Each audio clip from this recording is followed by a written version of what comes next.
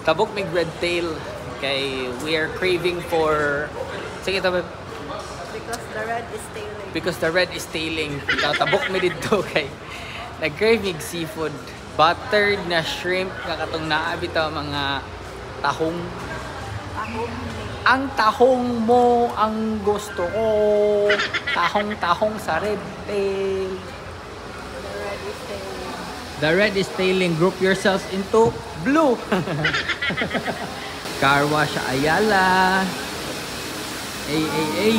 Kabini na motor ba? Tambay na kayo ni Drio. Pizza itagiyani. Alright. Let's go to the red tail.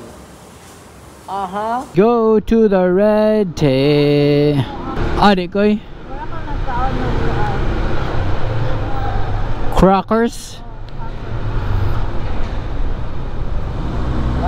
Thank you. Okay. Ini tayo na.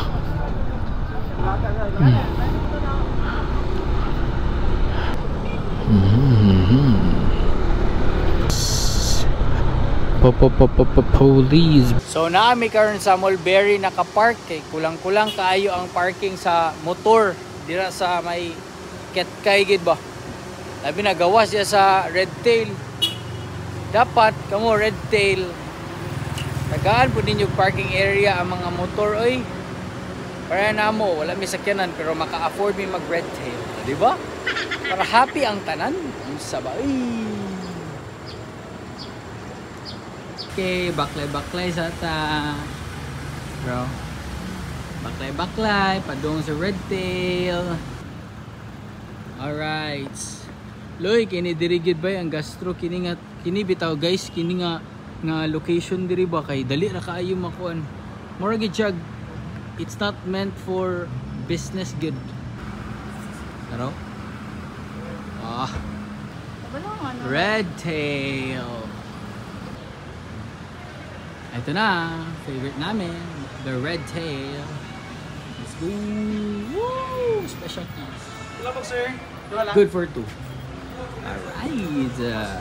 So pagsulod na mo mga kulog ante, abti kayo ang ilang staff. Diretso may gipalingkod sa table o gitagaan din mi sa ilang menu. First time pod namo nga nangaon diri nga wala na mi naglinya or nagpa-reserve og table. Kay dili man ni nila peak hours kay late lunch man ni namo. Siguro mga around 4 PM ni siya. Pero in fairness, hapit na gyapon mapuno ang mga table sa sulod ha. So para dili mo malangan, pangaon mo diri kanang dili nila peak hours.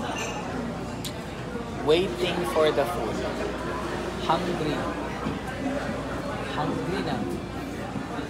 Kuan ka na sana. Hungry.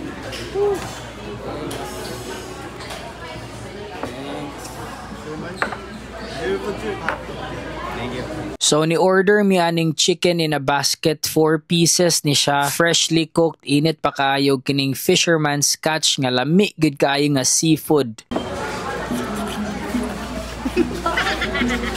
So 1 cup of rice ra gihapon ta, then sabawan dayon ni nato. Muni akong ginaingon nga sabaw pa lang ulam na. Murag dili gid ni kaya kung isa ra ka rice no, pero kinanglan man ta nga disiplinado gihapon ta aron dili ta diretso manambok. So bisag cheat day namo karon, tumanon gyapon nato ang allowed na calorie count per day. So musota ning bib kay nakaputi ra ba ta. So unaon nato nilang fisherman's catch. If wala ko masayop usa ni sa ilang mga best sellers. Mao ni ang ilang seafood mixed dish. Na ay shrimp, na ay tahong, na ay crab, ug na ay squid. If you want to try a little bit of everything, mao ni akong i-recommend sa inyo kay upat na ka seafood ang naa sa usa ka dish. And if my memory serves me right, nani siya around 800 to 870 pesos. So dako-dako ra mog ma-save if kini ang inyong orderon para dili na mo order atong big size serving bitaw per dish. Kana galing usa ka big size serving sa shrimp, sa tahong, so on and so forth. Pero Mainit gid siya mga angkol ug ante. Unya usa sa akong ganahan kaayo diri, pwede kay ka magkinamot diri. Kay personally lami gid kay mo kaog seafood labi na ing ani nga pagkaluto bitaw kanang kinamot gyud. Kinsa mo ganahan magkutsara ng shrimp, kutsaraha kuno ng crabs daw. Kana galing taho nga lami kay na ukabon basta kinamoton. Pero lain pay ato ba. Although seafood restaurant sila, lami gihapon kay ang ilang fried chicken. Usa po di ay sa akong ganahan kaayo diri kay ang ilang liempo. It's a must try. So mao na ning aftermath sa among kaon. Grabe, good for 3 to 4 persons man unta ni, pero among nahurot. Mao nang wala gid ko nag-extra rice para mahurot gid namo ang sudan. Mao gid na siya ang technique ha. So dili gid na ko ma-deny nga busog kay ko. Kay nagbakang-bakang naman mulakaw. Always sulit gid ang among kaon basta diri sa Red Tail. Pricey gamay pero bahala na basta kay lami kaayo. Ngiting tagumpay. So if ever mag-crave mo og seafood, alam nyo na.